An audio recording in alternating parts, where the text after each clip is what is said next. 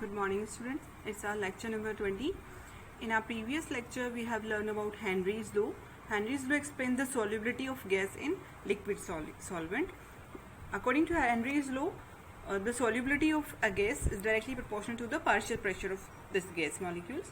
Here is the mathematical expression of Henry's law. P is equals here kh x. kh यहाँ पर Henry constant को denote करता है और x यहाँ पर मोल फ्रैक्शन है किसी भी पर्टिकुलर गैस के.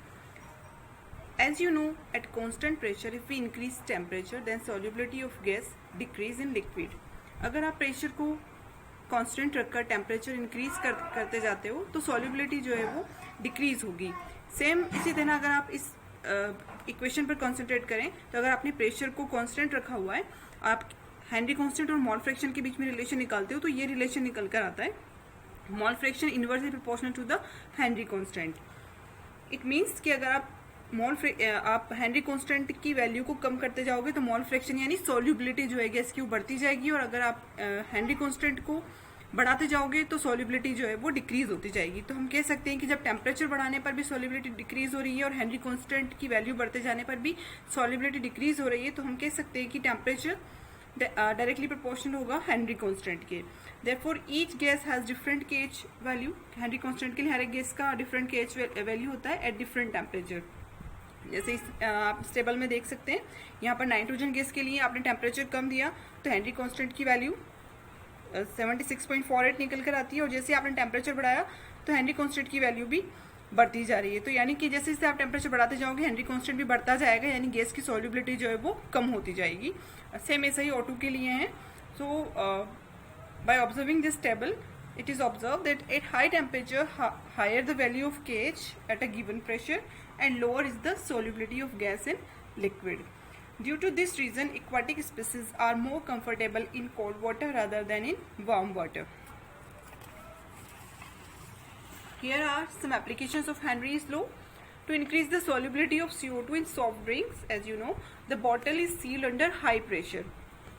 अगर आपको CO2 की सॉल्युबिलिटी उस कोल्ड ड्रिंक में बढ़ानी है तो आप हाई प्रेशर पर उस बॉटल को सील करते हो ताकि प्रेशर हाई और CO2 सॉल्युबलाइज हो जाए लिक्विड में. सेकेंड है, at high altitude the partial pressure of oxygen is less than the ground level which leads to low concentration of oxygen in the blood and tissues, cause weak and unable to think clearly. This condition is known as anoxia. तो ये एक second application था Henry's law का. Third है, to avoid the high concentration of dissolved nitrogen in the blood underwater, scuba divers use tank filled with air diluted with helium, और उसमें आपको 11.7% helium मिलेगा, 56.2% नाइट्रोजन एंड 32.1% ऑक्सीजन मिलेगा. तो ये कुछ एप्लीकेशंस थी हेनरीज लॉ की. Now limitations of Henry law. Henry law की कुछ लिमिटेशंस देख लो. This law is only applicable in a state of equilibrium. जैसा कि हम इक्विलिब्रियम से स्टार्ट किया था हमने हेनरी लॉ, जब हमारा इक्विलिब्रियम होता है सॉल्युबिलिटी के टाइम पर तभी हम इस लॉ को एप्लीकेबल कर सकते हैं. सेकेंड है, Henry's law does not hold true when gases are placed under extremely high pressure. जब आप बहुत ज़्यादा हाई प्रेशर दे रहे हो तब आप हेनरी लॉ वहाँ पर एप्लीकेबल नहीं होता है. तो ये तो था हमारा हेनरी लॉ. अब हम बात करेंगे वेपर प्रेशर की. देखो, आप सभी जानते हो वेपर प्रेशर होता क्या है. वेपर प्रेशर एक पार्शियल प्रेशर है जो कि एक्सर्ट किया जाता है वेपर या गैस के थ्रू या फिर वॉलेटाइल सब्सटेंस के through.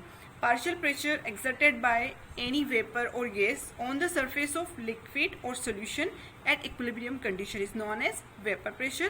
Vapor pressure is exerted by volatile substance. आप गैस तो आप जानते हो वॉलेटाइल है, यानी इजीली वेपोराइज हो जाती है, रेडिली वेपोराइज होती है. वेपर भी आपकी वेपोराइज हो रही है तो इन्हें वॉलेटाइल सब्सटेंस कहते हैं. और उसके अलावा जो लिक्विड इजीली वेपोराइज हो जाते हैं वो भी वॉलेटाइल सब्सटेंस की कैटेगरी में आएंगे और वो भी वेपर प्रेशर एक्सर्ट करते हैं. Now here are some factors affecting vapour pressure. जैसे कि टेम्परेचर की अगर हम बात करें, आप जानते हो टेम्परेचर जैसे जैसे आप इंक्रीज करोगे किसी भी पर्टिकुलर सॉल्वेंट या सॉल्यूशन का तो आपका जो वेपर प्रेशर है वो भी इंक्रीज होता जाएगा. जैसे यहाँ देखो, ये किसी कंटेनर में गैस के मॉलिक्यूल थे, आपने उसको हीट देना स्टार्ट किया तो गैस के मॉलिक्यूल जो है वो वेपराइज होकर ऊपर जाने लगे और उनकी वजह से जो प्रेशर है वो एक्सर्ट होने लगा. तो इसी प्रेशर को हमने वेपर प्रेशर कहा. तो जितना ज्यादा आपने टेम्परेचर बढ़ाया उतना ही मॉलिक्यूल वेपर प्रेशर अपना इंक्रीज करेंगे. तो higher the temperature higher will be the vapour pressure of substance. Now second factor which affect the vapour pressure is nature of liquid.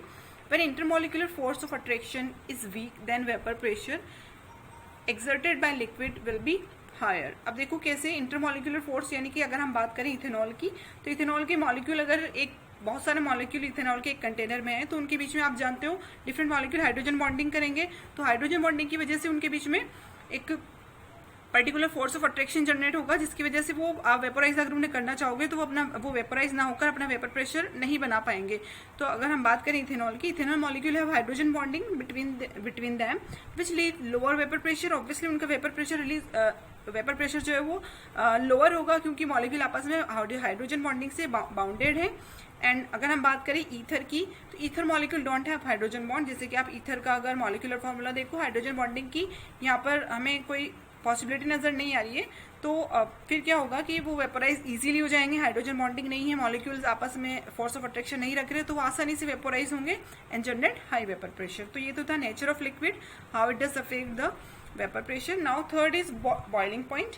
Lower the boiling point higher the vapour pressure of substance. Boiling point जितना कम होगा, वो easily जल्दी से कम temperature पर हमारा particular जो substance है वो बॉयल होगा, और उतनी ही उसकी वेपर्स बनेंगे और उतना ही ज्यादा उसका वेपर प्रेशर क्रिएट होगा। तो बॉइलिंग पॉइंट आप बढ़ाते जाओगे तो वेपर प्रेशर कम होगा, बॉइलिंग पॉइंट को आप कम करते जाओगे तो आपका वेपर प्रेशर बढ़ता जाएगा। Now fourth and last factor which affect the vapour pressure, purity of liquid. Pure liquid has always higher vapour pressure as compare to its solution. कोई प्योर लिक्विड आपने लिया, उसका आप सोल्यूशन बना रहे हो, बट उससे पहले जब आप उसका वेपर प्रेशर देखोगे लिक्विड स्टेट में, तो वेपर प्रेशर हायर होगा as compare to its soluble state, because in pure liquid there is more surface area available for the molecules to vaporize। तो इसके रीजन इन्होंने बता दिया कि वहां पर उस प्योर लिक्विड के जो मॉलिक्यूल उन्हें लार्ज सरफेस एरिया मिलेगा, जिससे वो आसानी से वेपोराइज होंगे। तो ये तो था हमारा वेपर प्रेशर और उसको अफेक्ट करने वाला फैक्टर। अपने नेक्स्ट वीडियो में हम रॉल्स लॉ के बारे में पढ़ेंगे, जो काफी हद तक वेपर प्रेशर को डिस्क्राइब करता है।